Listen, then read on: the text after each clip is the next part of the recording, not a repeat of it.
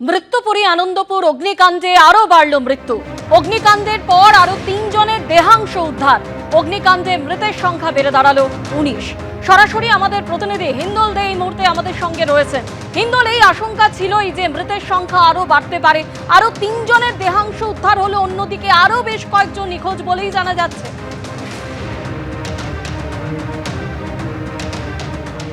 একেবারেই দেখো, যত সময় জড়াচ্ছে ততই কিন্তু যেটা দেখা যাচ্ছে যে মৃত্যুপুরী যে আনন্দপুরের নাজিরাবাদ, যেখানটায় 2টি গোডাউন সম্পূর্ণ ভস্মীভূত, সেইখান থেকে কিন্তু একের পর এক মানুষের দেহাংশ উদ্ধার হচ্ছে। তুমি জানো যে 26 তারিখ যখন আগুন লাগে ভোর 3টে নাগাদ, সেই সময় থেকে 26 তারিখে মোট 8 জনের দেহাংশ উদ্ধার হয়। তার পরবর্তী ক্ষেত্রে গতকাল অর্থাৎ কিনা 27শে জানুয়ারি সেখানে কিন্তু মোট 8 জনের দেহাংশ উদ্ধার হয়। তার মধ্যে তোমাকে দেখাবো, শুভঙ্কর লাহাকে বলবো দেখাতে, এই যে সামনের যে গোডাউনটি রয়েছে এটি কিন্তু সেই খাদ্য বিপণীর যে গোডাউন ছিল সেখানে, এবং সেখান থেকে 3 জনের দেহাংশ উদ্ধার হয়েছে। এবং আজ কিছুক্ষণ আগে দূরে সোজাসুজি যে গোডাউনটা দেখা যাচ্ছে, যে গোডাউনটা একেবারে দুমড়ে মুচড়ে পড়ে রয়েছে, সেখান থেকে কিন্তু 3 জনের দেহাংশ উদ্ধার হয়েছে। অর্থাৎ প্রথম দিন 8, গতকাল 8, 16 জন, এবং আজকে এখনও পর্যন্ত 3 জনের দেহাংশ উদ্ধার হয়েছে।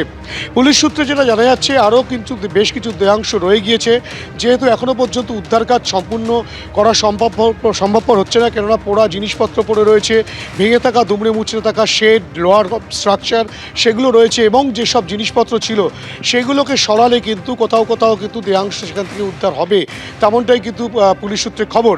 কেননা পুলিশ প্রথম থেকেই বলছিল যে পুলিশের তালিকায় মোট 26 জন নিখোঁজ, তেমনটাই পরিবারের সদস্যরা নিখোঁজ অভিযোগ জানিয়েছেন। এবং সেই অভিযোগের পরিপ্রেক্ষিতে পুলিশ তদন্ত প্রক্রিয়া শুরু করে, তল্লাশি প্রক্রিয়া শুরু করে, এবং সেই প্রক্রিয়ায় কিন্তু এখনও পর্যন্ত 19 জনের দেহাংশ উদ্ধার হয়েছে।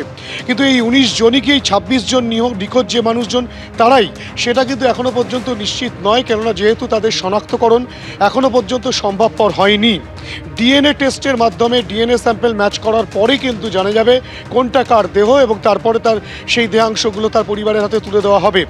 ইতিমধ্যেই তোমাকে বলে রাখি, এই যে গোডাউনগুলো রয়েছে, অর্থাৎ খেয়াদা 2, খেয়াদা 1, অর্থাৎ সোনারপুর উত্তর বিধানসভা কেন্দ্রের বিস্তীর্ণ এলাকা, যেগুলো জলাভূমি বলে পরিচিত, পূর্ব কলকাতার জলাভূমি, সেই সব জলাভূমির মধ্যে কিন্তু এভাবেই একের পর এক ব্যাঙের ছাতার মতো গজিয়ে উঠেছে গোডাউন, কারখানা, যেগুলো সম্পূর্ণ বেআইনিভাবে, অবৈধভাবে এই ব্যবসাগুলো চলছে।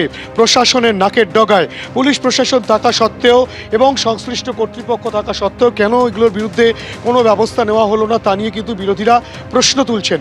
শুধু তাই নয়, এই গোডাউন বা কারখানা যেগুলোই থেকে থাকুক না কেন, সেগুলোর অগ্নি নির্বাপন ব্যবস্থাও সঠিকভাবে ছিল না। আমরা গতকালই দেখেছিলাম যে ফায়ারের ডিজি রণবীর কুমার, তিনি বলেছিলেন যে এদের কোনো ফায়ার ক্লিয়ারেন্স নেই, এদের এখানে কোনো অডিট করা হয়নি, এবং দপ্তর যে এড়িয়ে গিয়েছিল, তাদের নজরদারি এড়িয়ে গিয়েছিল, সেই বিষয়টাও তার কথায় তিনি স্বীকার করে নেন, এবং দমকল মন্ত্রী সুজিত বসুও সেই একই বক্তব্য রাখেন। গোটা পরিস্থিতিতে কিন্তু একের পর এক মৃতদেহের দেহাংশ উদ্ধার হচ্ছে, এবং সেই দেহাংশগুলো কার সেগুলোকে কিন্তু স্পষ্ট করা হবে। পাশাপাশি ববি হাকিম তিনি স্পষ্টত বলছেন যে এখানে কোনো ভরাট হচ্ছে না, নতুন করে কোনো জলাভূমি ভরাট হচ্ছে না, কিন্তু স্থানীয়রা বলছেন, বিরোধীরা বলছেন একের পর এক জলাজমি ভরাট হয়ে যাচ্ছে এবং এই ধরনের কারখানা তৈরি হচ্ছে। ববি হাকিম কিন্তু এর দায় ঝেড়েছেন বাম আমলের ওপরে, কেননা তিনি বলছেন 2006 সমস্তটা হয়েছে, তারপরে আর কিছু ঘটেনি, অর্থাৎ কিনা যখন থেকে তৃণমূল সরকার এসছে সেই সময় থেকে কোনো রকম ভরাট হয়নি। স্বাভাবিকভাবে একাধিক প্রশ্ন উঠছে, এবং সেই সব প্রশ্নের সমাধান কি, এবং আর কতজন মানুষ এখনো পর্যন্ত চাপা পড়ে রয়েছেন, তাদের দেহাংশ রয়ে গেছে, সেগুলো কিন্তু সময় বলবে, তেমনটাই পুলিশ সূত্রে খবর। ধন্যবাদ হিন্দু। আমি আরেকবার আপনাদের সামনে এআই ভিডিও মারফত তুলে ধরার চেষ্টা করছি ঠিক সেই সময় কি ঘটনা ঘটে থাকতে পারে। এখন প্রশ্ন হচ্ছে ঠিক কি ধরনের যান্ত্রিক ত্রুটি ধরা পড়েছিল, সেইগুলো তদন্তের মধ্যে দিয়ে উঠে আসার সম্ভাবনা। কিন্তু যে ঘটনা ঘটেছে, আজকে সকাল 8টা নাগাদ মুম্বাই থেকে বিমানে রওনা দেন বারামতির উদ্দেশ্যে মহারাষ্ট্রের উপমুখ্যমন্ত্রী। 8:45 নাগাদ দুর্ঘটনার মধ্যে পড়ে এই বিমান, যেখানে অজিত পাওয়ার ছিলেন এবং তার সঙ্গে থাকা আরও যে 4 জন, তাদের প্রত্যেকের মৃত্যু হয়েছে। অবতরণের সময় ভেঙে পড়ে বিমান, এমনটা খবর পাওয়া যাচ্ছে সূত্র মারফত। প্রথমবার অবতরণের সমস্যা হয়, দ্বিতীয়বার অবতরণের আগে অনুমতি চান এবং তখনই মেডে কল পাঠান পাইলট, এবং তারপরেই ভেঙে পড়ে বিমান। এখন বারামতিতে বিমানটা ভেঙে পড়লো কেন, পাইলট ক্যাপ্টেন বি পার্থসারথী কি বলছেন, আসুন একবার দেখি।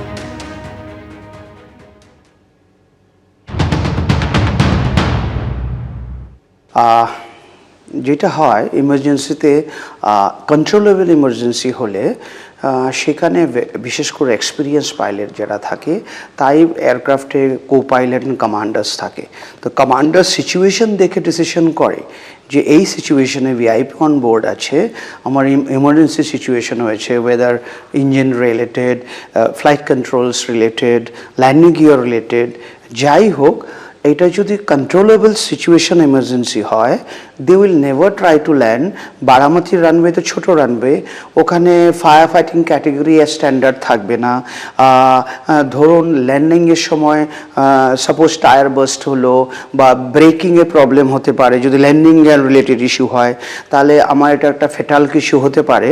সো এই জন্যে nobody will try to land any emergency with VIP on board যদি nearby better facility airport থাকে।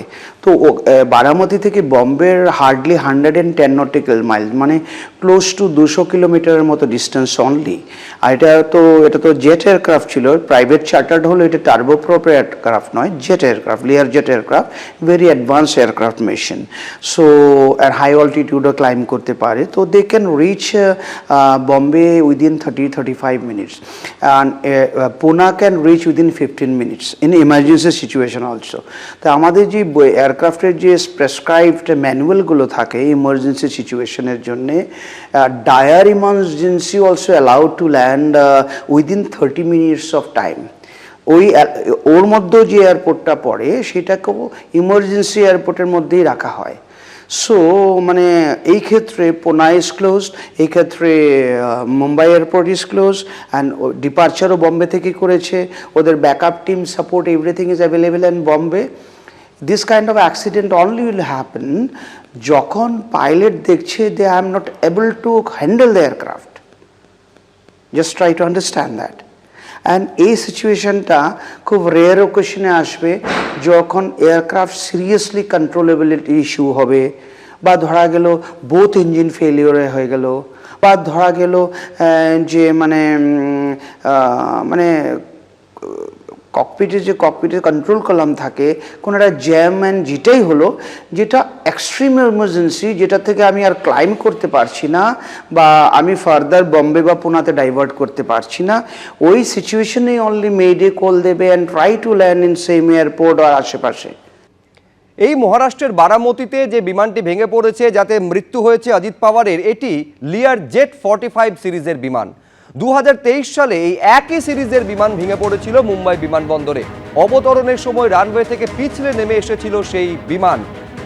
2023-এ কি ঘটেছিল, মুম্বাইয়ে পিছলে গিয়ে দুর্ঘটনা ঘটেছিল, এবং আজকে 2026-এর আজকের দিনে বারামতিতে এই একই সিরিজের বিমান ক্র্যাশ করলো, যাতে মৃত্যু হলো মহারাষ্ট্রের উপমুখ্যমন্ত্রীর। 23 সালে সে যাত্রায় কিন্তু ভাগ্যক্রমে কোনো প্রাণহানি হয়নি।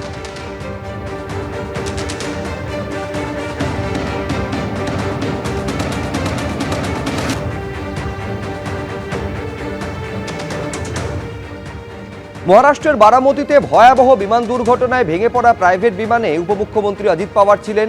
মহারাষ্ট্রের উপমুখ্যমন্ত্রী অজিত পাওয়ারের মৃত্যু হয়েছে, তার সঙ্গে যে আরও 4 জন ছিলেন তাদেরও মৃত্যু হয়েছে। অবতরণের সময় এই বিমানটি ভেঙে পড়ে বলে খবর সূত্রের।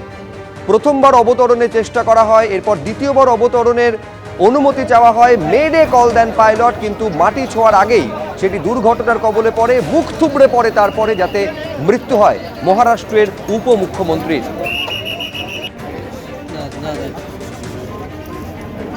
এবিপি আনন্দ, এগিয়ে থাকে, এগিয়ে রাখে।